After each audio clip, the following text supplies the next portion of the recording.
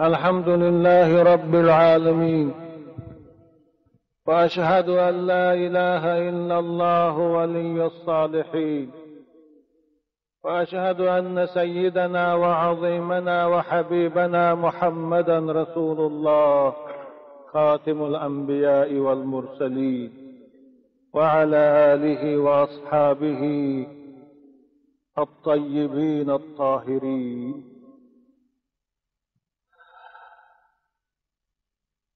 أعوذ بالله من الشيطان الرجيم. ولا تقربوا الزنا إنه كان فاحشة وساء سبيلا.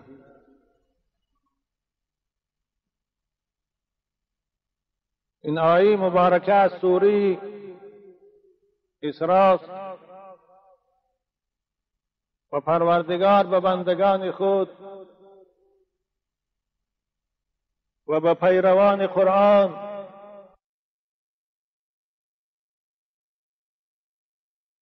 میفهماند و اونها را هوشیار میسازد که ای بندگان من، ای پیروان قرآن، ای امتان محمدی، شما نزدیک نشوید به زنا. ولا تقربوا الزنا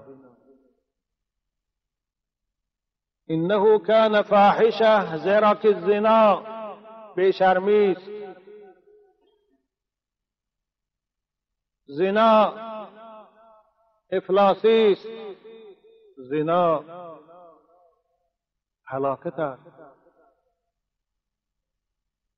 و ساء سبیلا، و خیلی بد راه است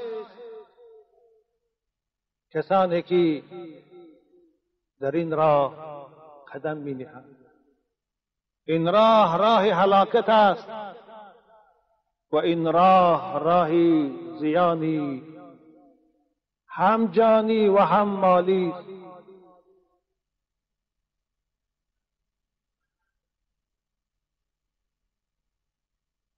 پروردگار در سوره فرقان هم بندگان نیک خدا با چند صفت به ما و شما معرفی می سازد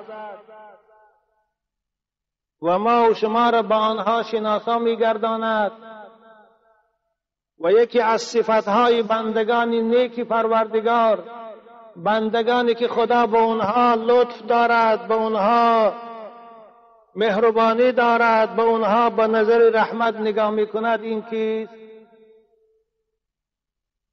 ولا یزنون ومن يفعل ذلك يلقى أثاما يضاعف له العذاب يوم القيامة ويخلد فيه مهانا. بندگان نیک خدا، بندگان نیک رحمان آن کسانی هستند که خواه از مرد و خواه از زن زنا نمی کنند، این به زنا میل و رغبت ندارند. و من یفعل ذلك، زیرا که زنا برای کسانی که به این وبا مبتلا گشته‌اند و به توبه از این عالم رفته‌اند، جزا خدا مقرر کرد و این جزا را در این آیات بیان کرد. و من یفعل ذلك، کسی از بندگان من زنا می کند، با زنی نامحرم چشمی بد می کند یا دستی خیانت دراز می کند، یلقى اثاما، او روپرو می آید، او می درآید عذاب را، وادی پر عذاب را که نام او اسامه است. یضاعف له العذاب، چند برابر با عذاب کرده می شود و عذاب بالای عذاب برای زناگارها در این چاه کرده می شود. و یخلد فیه مهانا، و جاوید و همیشگی در این چاه پر عذاب خار و زار باقی می ماند. و یخلد فیه مهانا، مهان، خار و ذلیل و بیقدر.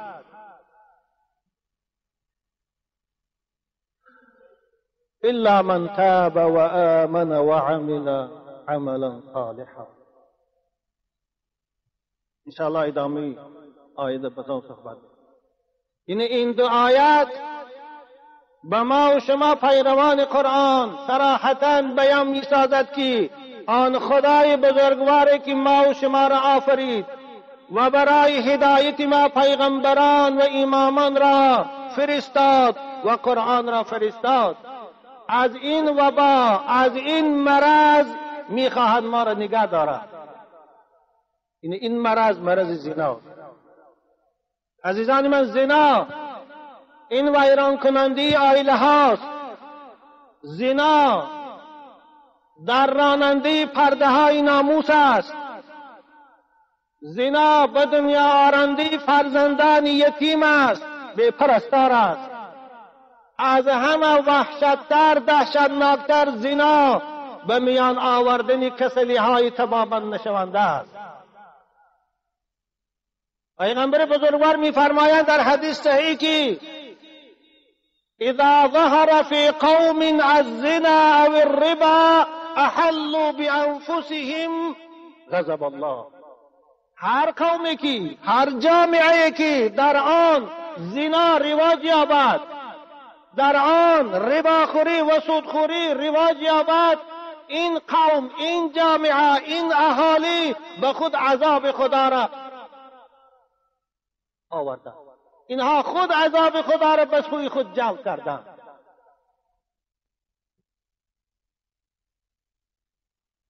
قوم مصلح هلاک نمی کند.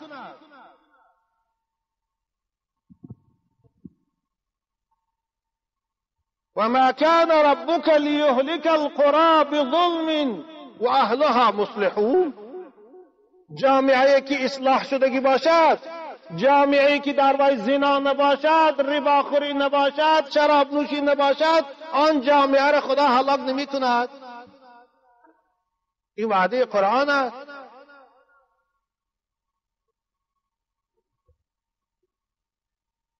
شاید امروز هر یکی از ما و شما این جنایت مدهش، این زنا را زیانش و ضررش دیده ایستاده و مشاهده کرده ایستاده. پیغمبر بزرگوار کسانی که زنا میکنن، خواه مرد و خواه زن، اونها را ایمان ندارن گفته اعلان داشتن. ابو هریره در حدیث صحیح از بخاری و مسلم روایت میکند لا یزنی الزانی حین یزنی و هو مؤمن.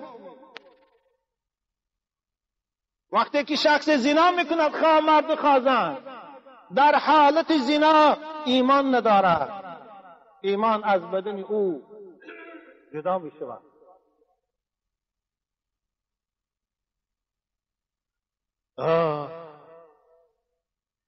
وقتی که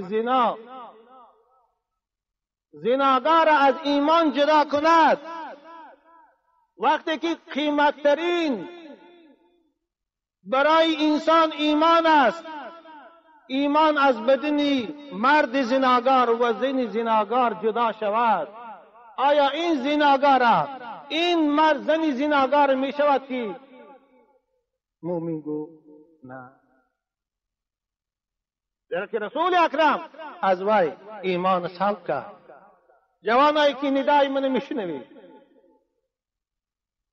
شما مؤمن هستی، شما فرزند مسلمان هستی، نباید به سبب لذت یک ساعته ایمانه که قیمتترین اشیاست برای مومن از دست دهید.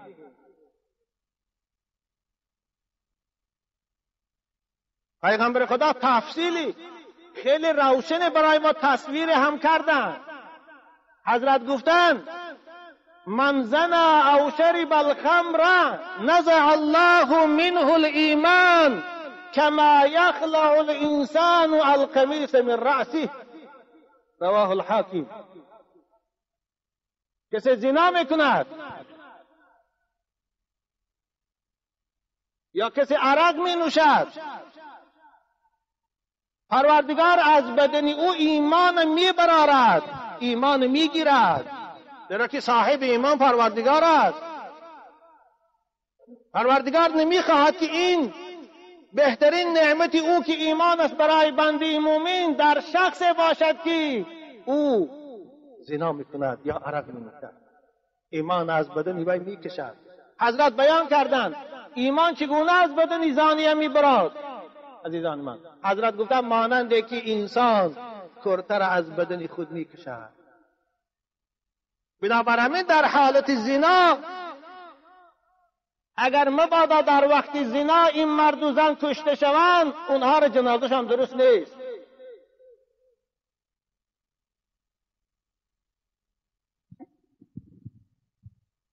زنا این خیلی جنایتی وزنین است. زنا این جنایت به هم ملت است و هم به جامعه هست. زنا که این برهم زننده حیا و اخلاق است، پروردگار این وزنین ترین جزا را برای مرد زانی و زن زانی در قرآن برای ما بیان کرد. اعوذ بالله من الشیطان الرجیم. الزانیة والزانی فاجلدوا كل واحد منهما 100 جلدة ولا تأخذكم بهما رأفة في دين الله إن كنتم تؤمنون بالله واليوم الآخر. برای مردی که زنا میکند یا برای زنی که خدا میگه زنا میکند، 4 شاهد اونها را در وقت زنا میبیند و در نزد حاکم شاهدی میدهند، اینها را خدا میگه شما فجلدوه، اینها را تازیانه زنی، 100 تازیانه. اینه برای مرد زناگار و زن زناگار قرآن 100 تازیانه حکم فرمیده، جزا فرمیده. این بشرطه که این زانیه، این مرد زناگار و این زن زناگار شوهر نداشته باشند، زن نداشته باشند. اینه تا امروز زن گرفتگی نباشند، شوهر کردگی نباشند. اما اگر رفت و مرد زندار زنا کند یا زن شوهردار زنا کند، جزای وی تازیانه نیست، جزای وی قتل است، جزای وی سمسار است تا مردن شد.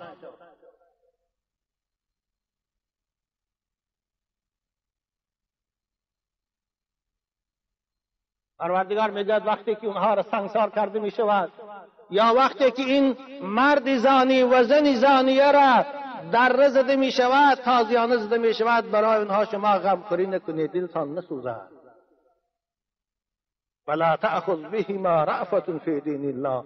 اگر شما مؤمن حقیقی هستی، اگر شما به پروردگار خود حقیقی ایمان داره، به کتاب او، باید در وقتی جاری کردن حدود الله دلسوزی نشان ندهید. زیرا که اونها جنایت کردند، به این جزا سزاوارند. اما افسوس که این حدود الله امروز جاری نیست. اما افسوس بسیار مردها و زنهای زناگار از جزا خلاص شد ایستادیند.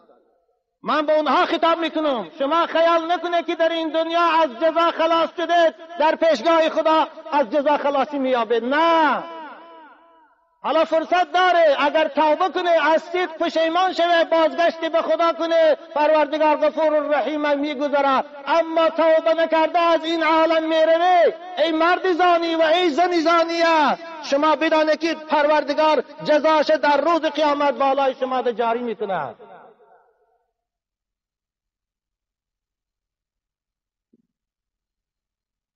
در زبور آمده است در باب عذاب مردهای زانیه و زن، مردهای زانی و زنهای زانیه، انهم يعذبون في النار بفروجهم، انهم معلقون في النار بفروجهم. مردها و زنهای فاحشه را پروردگار در دوزخ از شرمگاهاشان آویزان میکند. خواهرای عزیز، ای کسانی که دنیا شما را فریب داد، برای اندک چیز حیای خودتان، ناموس خودتان فروخته ایستاده. ای جوانا، برای 5 لحظه 5 دقیقه فرصت و معیشت حیاتتان سوزانده ایستاده. شما را پروردگار از شرمگاهاتان در دوزخ آویزان میکند. و یضربون علیها باصوات من حدید، شما را به تازیانه های آهنین ملائکه های دهشتناک دوزخ جزا می‌دهند. این سخن پروردگار است در زبور. زبورم یکی از کتاب‌های الهی است. یضربون علیها بصوت من حدید فاذا استغاث، وقتی که از ضربی تازیانه فریاد میکشد، وقتی که فریاد میکشد این زن یا این مرد فاحشه، صاحت الیه الزبانیه، این ملائکه عذاب به سوی او با غضب نگاه کرده میگوید این هذا الصوت، این هذا الصوت، کجاست این فریاد؟ و انت تضحك و تلعب و تفرح في الدنيا ولا تخاف الله ولا تراقبوه. کجاست این آواز؟ شما این آواز پیشتر فکر نکردی؟ وقتی که زنا میکردی، وقتی که با مرد نامحرم، با زن نامحرم صحبت میکردی میخندیدی، وقتی که دو به دو صحبت داشته خوشحال بودی. برای چی امروز رو یاد نکردی؟ برای چی خدا را مراقب خود ندانستی؟ برای چی فکر نکردی که من خدای دارم که او من دیدی ایستاده است؟ برای چی فکر نکردی من ملائکه های هست در کتف چپ و راستی من که من دیدی ایستادی است؟ چون شرمی از خدا نکردی؟ اکنون داد میزنی؟ اکنون فریاد میکشی؟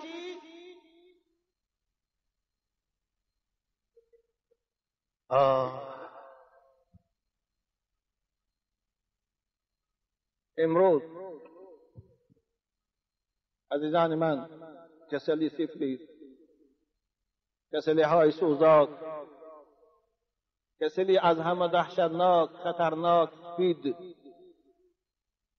تمام عالم را مانندی ابر تیره پهن کردی ساده، فرا گرفتی ساده.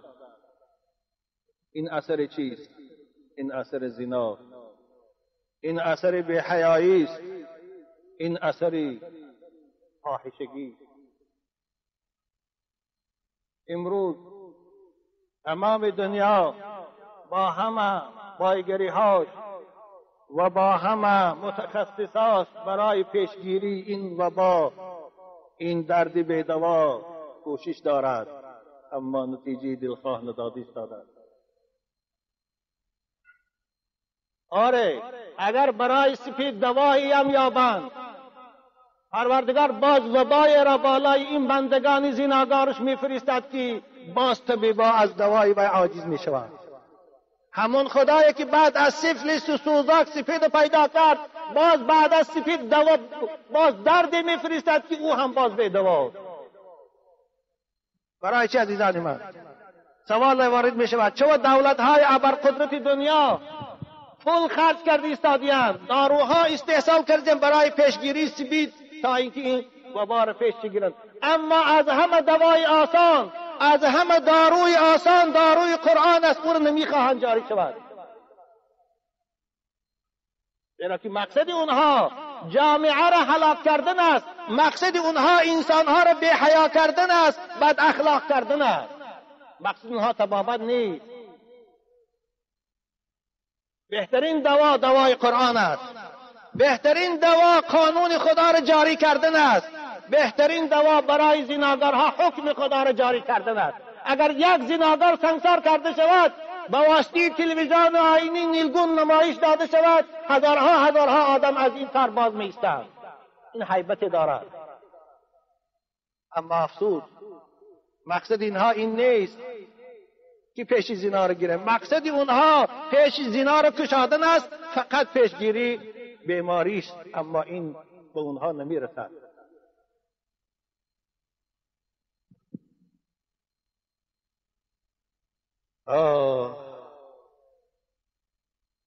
عزیزان من، جنت پروردگار با همه زیبایی هاش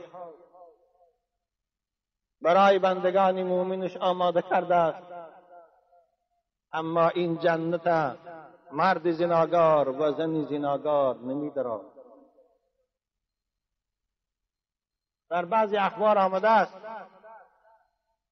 من زنا بامرأة متزوجة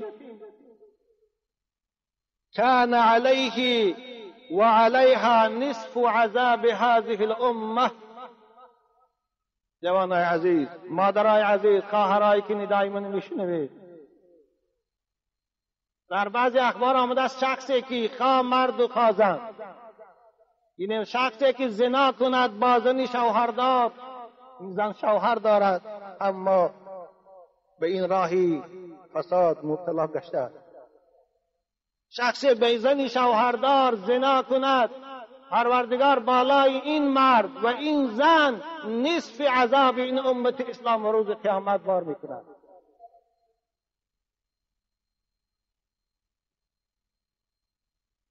فإن الله سبحانه وتعالى يحكم زوجها على الزاني في حسناته.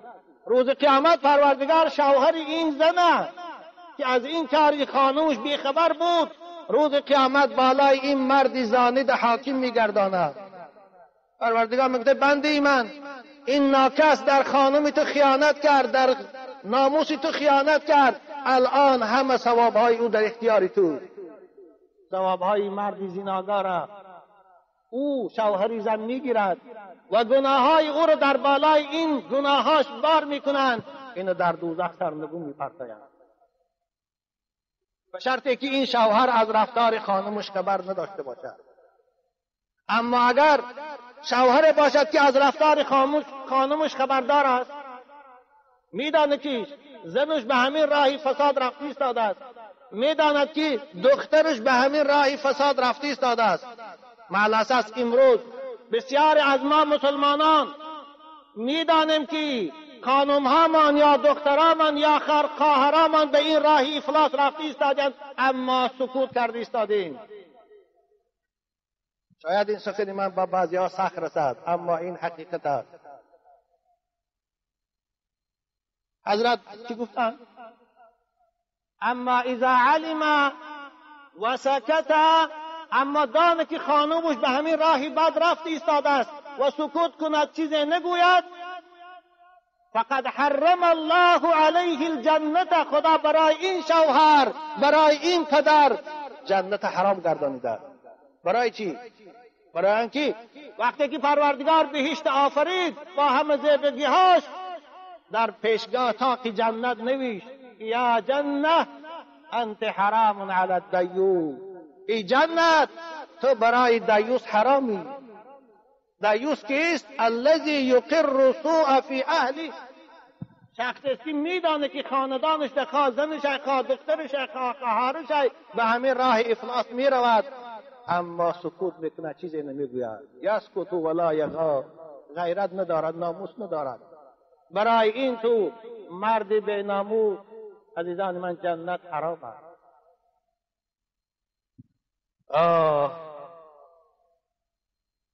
وقتی که این مرد زانی یا این زن زانی را در روز قیامت در پیشگاه پروردگار حاضر می آرند، جوانای عزیز خیال نکنید که ما در شهرهای روسیه هستیم کسی از ما خبر ندارد. خیال نکنید که کسی این کاری ما را نمی داند. پروردگار همراه شما هست، ملائکه ها همراه شما هست، اعضاهای بدن شما بالای شما ده شاهد است، زمین در بالای شما شاهد است.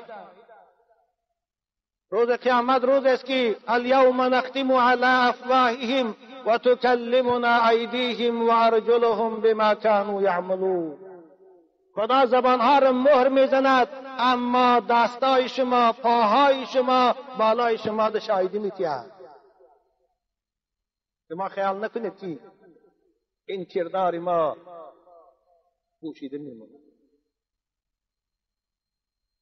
در پیشگاه خدا که محاکمه مرد زناگار و زن زناگار می شود، جنایت او بالاشتی که اثبات شد، پروردگار امر میکرده است ملائکه های معطل به دوزخ خذوه، این گیرید در دست و پای او زولان معیشت. ایمان خدا از دسته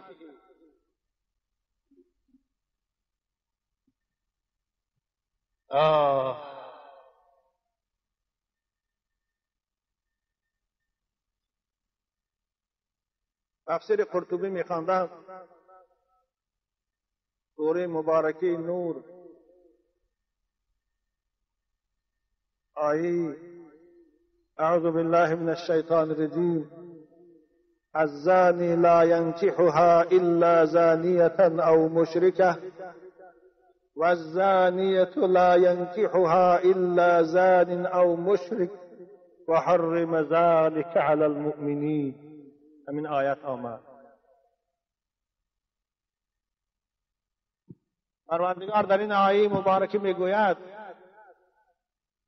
مردی که زناگار است برای وی نکاح کردن دخترهای عفیفی مؤمنه حلال نیست. زنی که فاحشه است و زناگار است برای وی شوهر کردن از جوان مسلمان با تقوا حلال نیست. زنهای فاحشه برای کافرها و برای خودشان بر این جوانهای افلاس مناسبند و مردهای فاحشه برای زنهای فاحشه زنزانیه و زنهای کافر مناسبند، نه برای دخترهای صالح مسلمان صالحی مسلمان. همین آیتی میخواندم تفسیر امام قرطبی آورده بوده است. وقال المتقدمون من المفسرين هذه الآية محكمة وليست بمنسوخة.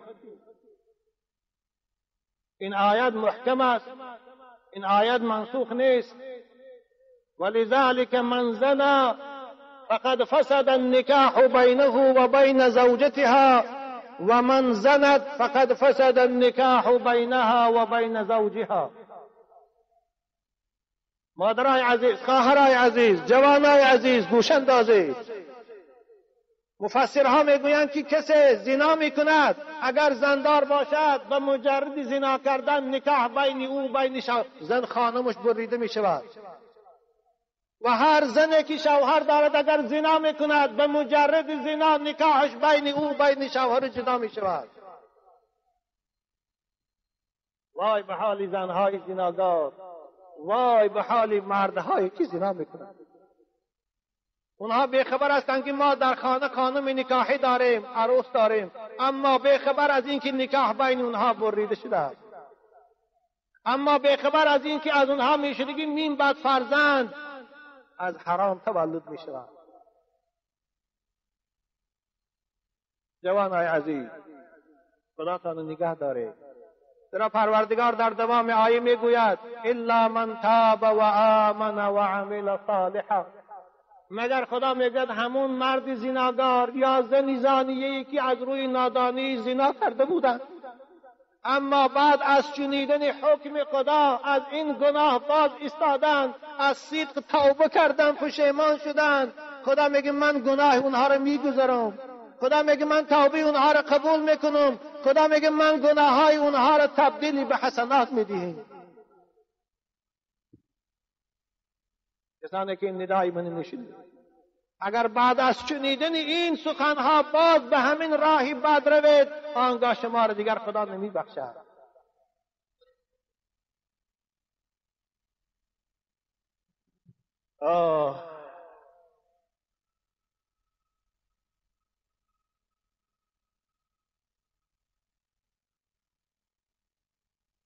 حضرت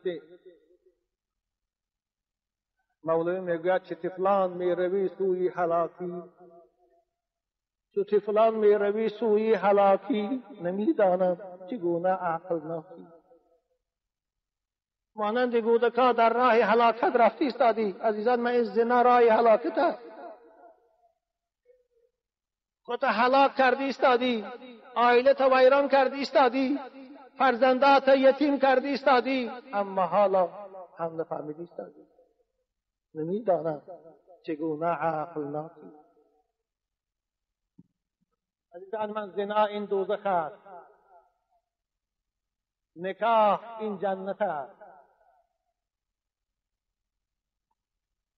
در فردوس کشاده تو به دوزخ مایی، ای زناگار. در فردوس و کشادات و به دوزخ مایل، عاقلان سوی جنت اعلا گذرد.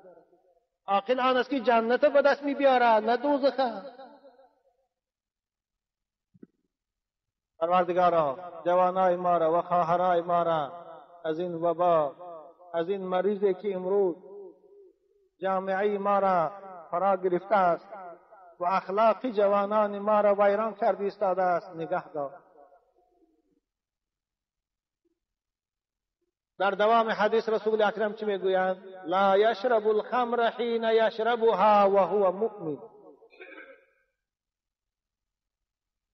و شخصی که عرق می نوشد در وقت عرق نوشیدن او مؤمن نیست. در وقت عرق نوشیدن ایمان از بدن عرق نوش می برد.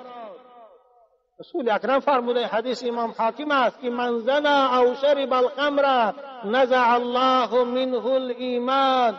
پروردگار از او ایمان جدا می کند. کما یخلع الانسان الخبیث من رأسه، مانند که انسان کرتر از بدن خارج می سازد، ایمان از بدن عرق نوش هم جدا می شود. عزیزان من، مانند که زنا گناه کبیر است، عرق نوشی هم از جمله گناه های کبیر است. پروردگار در قرآن در سوره مبارکه مائده می فرماید: اعوذ بالله من الشیطان الرجیم یا ایها الذین آمنوا انما الخمر والمیسر والانصاب والازلام رجس من عمل الشیطان فاجتنبوه لعلكم تفلحون. ای کسانی که ایمان دارید، ای کسانی که عرق می نوشید، ای جوانایی که در شهرهای روسیه برای خاطر خنک نزنمان گفته عرق می نوشید، شما دعوای ایمانی به خدا دارید، شما دعوای مسلمانی دارید. پروردگار به شما خطاب دارد که ای بنده مؤمنی من، ای بنده که ایمان داری به خدای من، انما الخمر والمیسر والانصاب والازلام رجس، عرق و قمار و بت پرستی و نزد فالبین رفتن پلید است. عزیزان من، این رجس کلمه است که قرآن در خیلی یک چیزی نفرت آور او استفاده میبرد. خدا این عرق قمار بازی را، قمار به کدام نوعش نباشد، خواه قرطه قطعی است، خواه تخم قطعی است، خواه نفت قطعی است، خواه به بجل حرام است.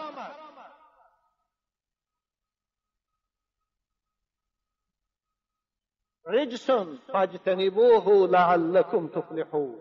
این پلید است، حرام است، افلاسی است، خانه ویرانی است. از این خداتان نگاه دارید. ای جوان مسلمان، خدا تو را امر کردی ایستاده است از عرق خود نگاه دار. اما شیطان ها و دشمنای خدا میگن عرق نوش. نوعهای به نوع عرق روز تا روز در تلویزیونها رکلام میکنند تا اینکه تو نوشی. اما خدایی که از تو را آفرید، تو را امر کرده باز ایست، فاجتنبوه. کدامش قبول داری؟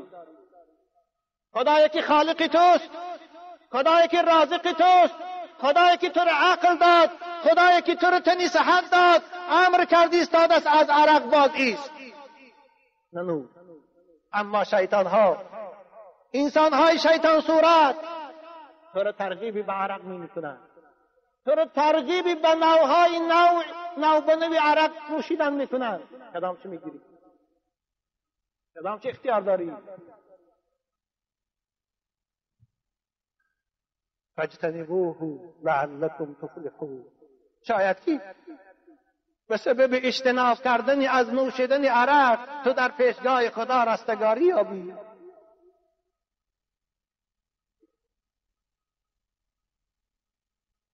امروز جامعه بشری اگر از روی انصاف تحقیق کند، هیچ وبای، هیچ بیماری مانند عرق دنیا در ضرر آوردگیش نیست. ضرری که دنیا از روی عرق کشیده ایستاده است و می کشد و می بعد هم به هیچ چیز برابر شد نمیتواند. خودکشی ها، دیوانگی ها، بیماری ها، ویران شدن عائله ها، همه این از چی عزیزان من؟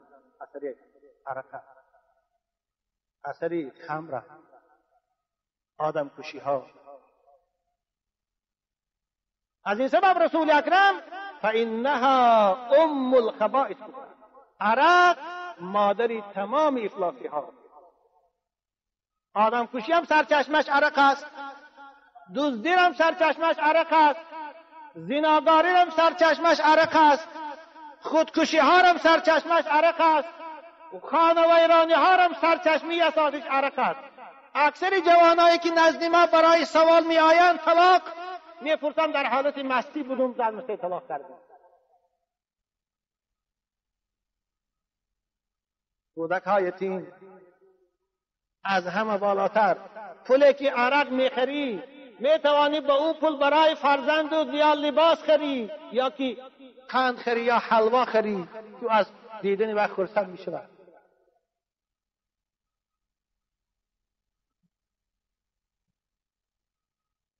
عزیزان من، عرق هم زیانی ضرر در جامعه دارد، هم در جمعیت دارد، هم زیانی معنوی و روحی هم دارد. پروردگار در قرآن دوام آیت میگوید انما یرید الشیطان ان یوقع بینکم العداوة والبغضاء فی الخمر والمیسر. این زیانی اقتصادی است، این ضرری که به جامعه می آرد. و یصدکم عن ذکر الله و عن الصلاة، این زیان معنویش روحی است. شیطان است میخواهد که شما عرق نوشید، شیطان است که میخواهد شما قماربازی کنید. به سبب این دو گناه، به سبب این دو رفتار ناجا در بین شما عداوت و دشمنی پیدا کند. عزیزان من شما رو به خدا سوگند میدیم، در کدام جایی که مجلسی که عرق نوشی می شود حتما بین دوستها در اونجا جنگ هست، دستگریبان هست، حتما در اونجا آدم کشی می شود، حتما در اونجا بین دوستها عداوت پیدا می شود.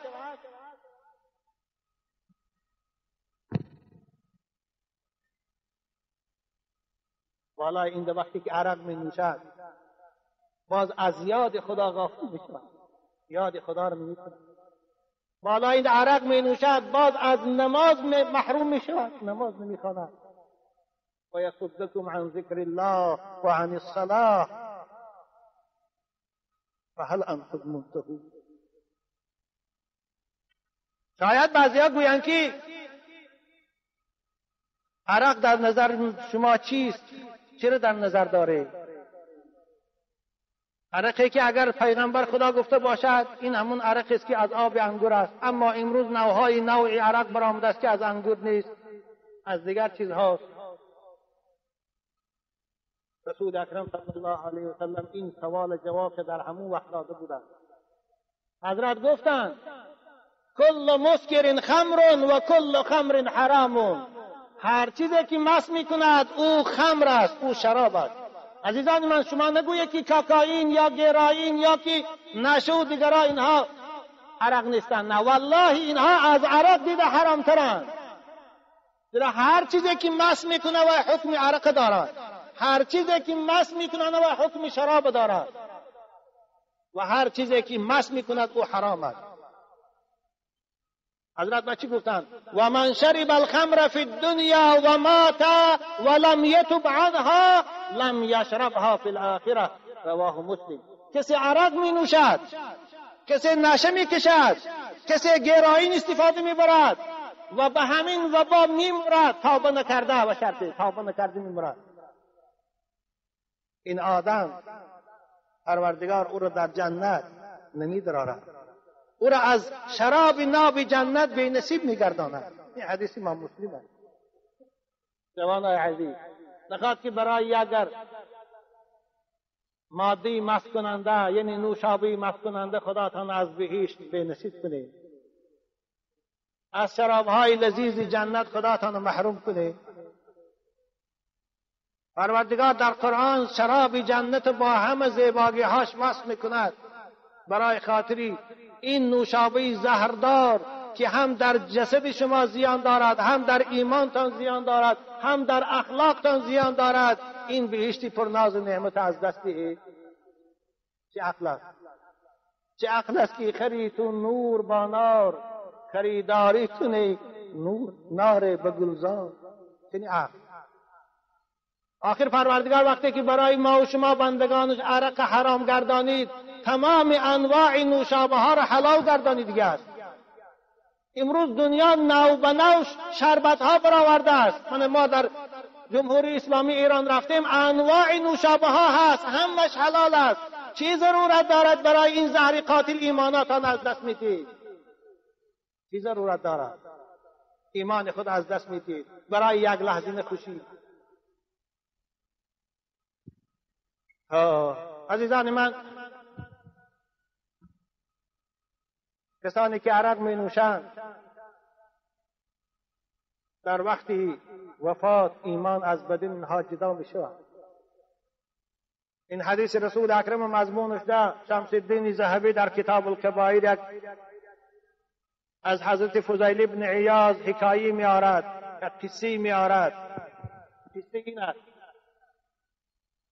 حضرت فضیل ابن عیاض یک شاگرد داشتند که از اولیاهای متقدمین هم مفسرند. بگد این شاگردشان بیمار شد و برای خبر گرفتن رفتند. دیدند که شاگردش در حالت سکرات است، حالتی آخرهای نفس کشی. بالای سرش نشستند، تلقین شهادت کردند، گفتند اشهد ان لا اله الا الله و اشهد ان محمد رسول الله.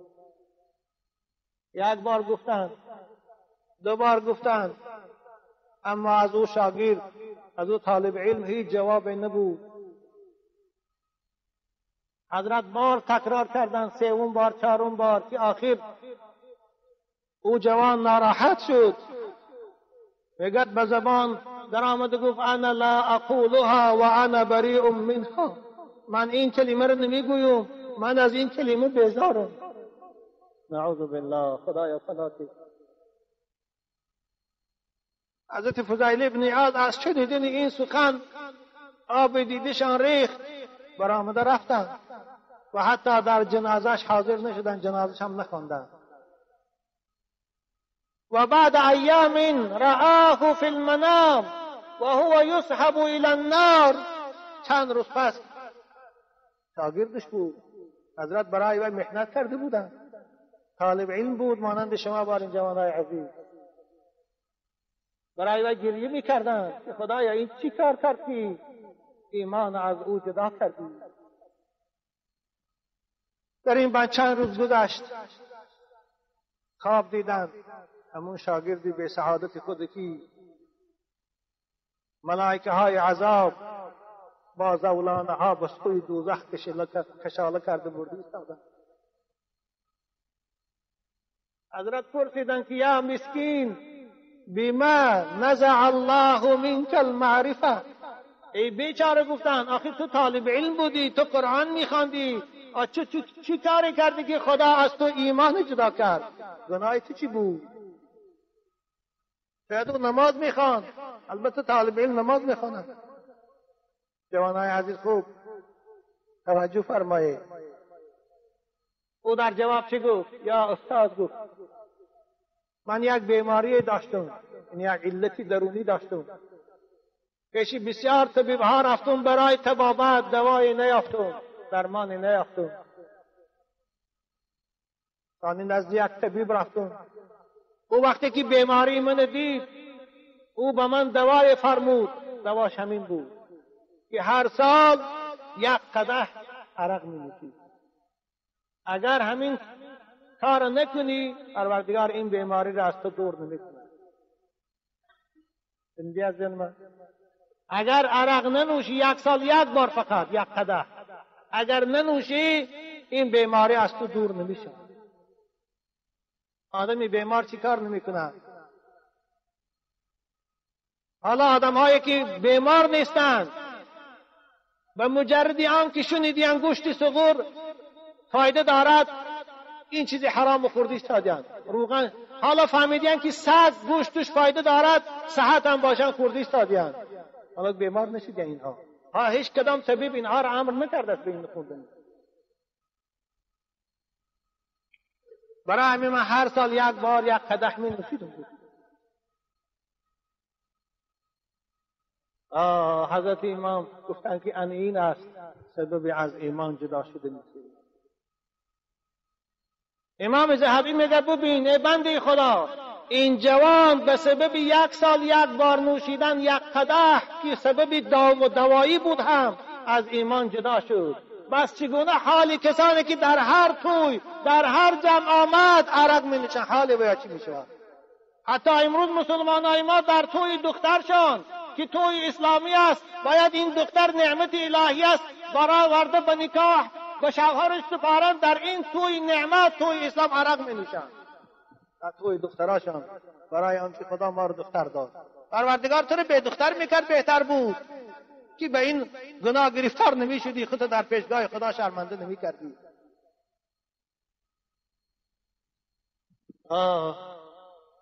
ایمان به سبب این از من جدا شد. ببینید یک نوشیدن قدح در یک سال یک بار ایمان از بدن این جوان جدا کرد. بس چگونه است حال کسانی که همیشه به این مبتلا هستند. لا یشرب الخمر حین یشربها و هو مؤمن. این حدیث بخاری و مسلم رسول اکرم گفتند کسی عرق می نوشه و ایمان ندارد. عزیزان من،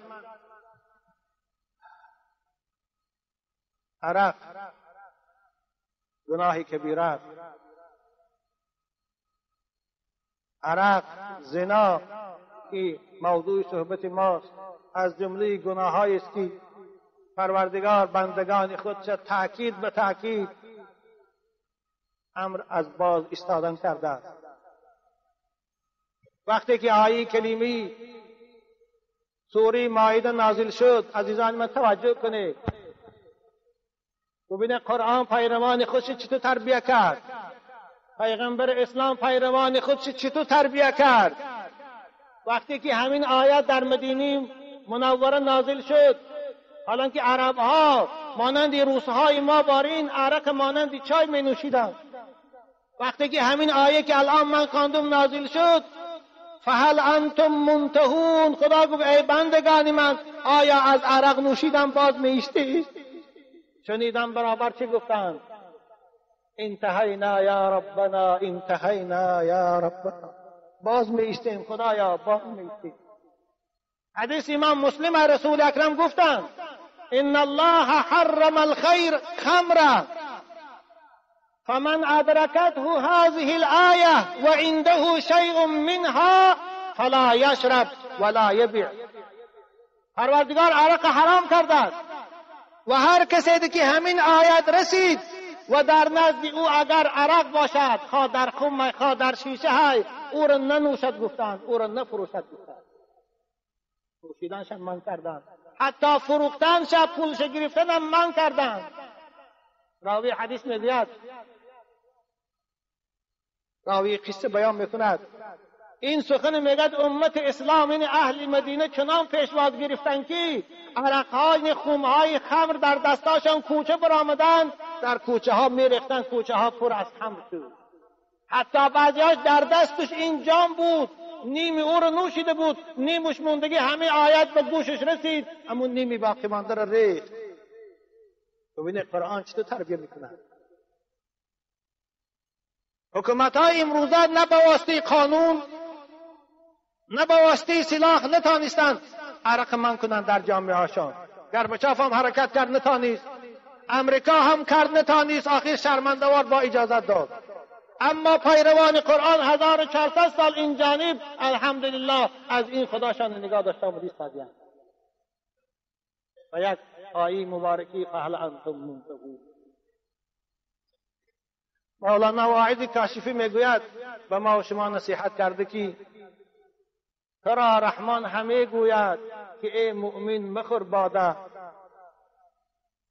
ترا رحمان همه گوید که ای مؤمن مخور باده، تو را ترسا همی گوید که در صفرا مخور حلوا.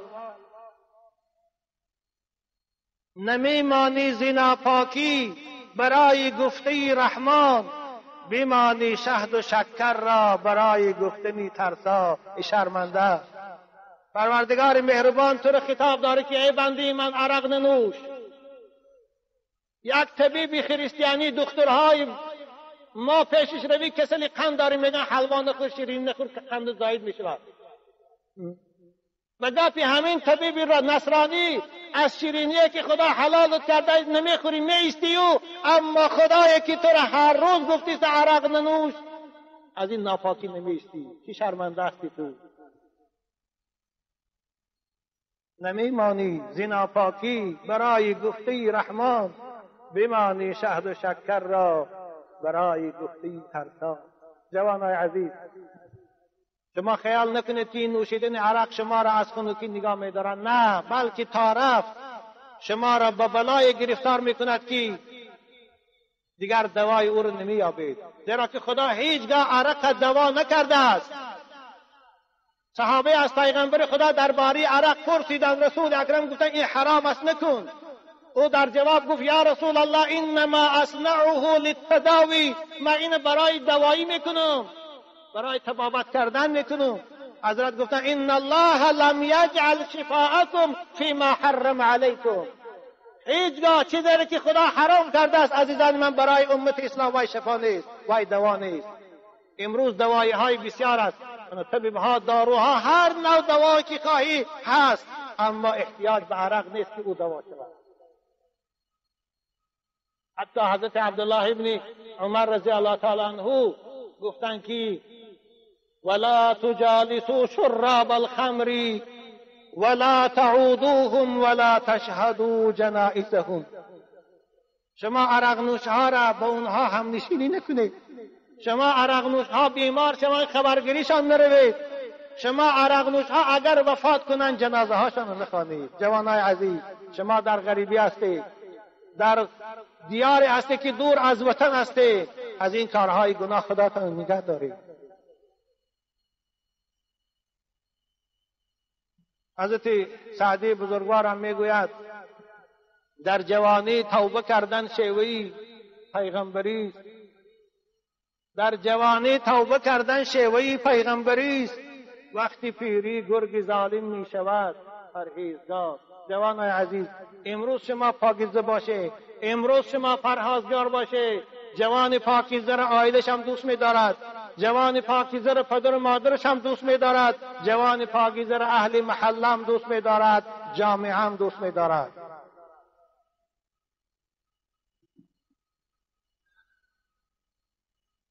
امروز شاید جوانای ما گویند که تمام دنیا رو به عرق نوشی، رو به زناگاری آوردیم، باز طرف پیشرفت ایستادیم، طرف باز ثروتمند شد ایستادیم، طرف خوشبخت‌تر شد ایستادیم. نه، این تو نیست. قرآن این تو نمیگوید. قرآن میگوید اعوذ بالله من الشیطان الرجیم قل لا یستوی الخبیث والطیب ولو اعجبک کثرة الخبیث. هیچگاه حرام به حلال برابر نیست، هیچگاه جوان پاکیزه به جوان افلاس برابر نیست، هیچگاه جامعه پاکیزه به جامعه ناپاک برابر نیست. اگرچه دنیا اکثرش افلاس باشدم، اگرچه دنیا اکثرش فساد شده باشدم، اونها هیچگاه به شما برابر نمیشوند وقتی که شما برابر باشید، پاکیزه باشید. گر از صف ناپاکان آیی به صف پاکان، فتح دو جهان این است غافل منشین ایجان. این است پاکیزگی، سعادت دنیا و آخرت است. پاکیزگی سعادتی هم عائله است، هم سعادتی خودت است، هم سبب دوست داشتن عائله است شما را. عزیزان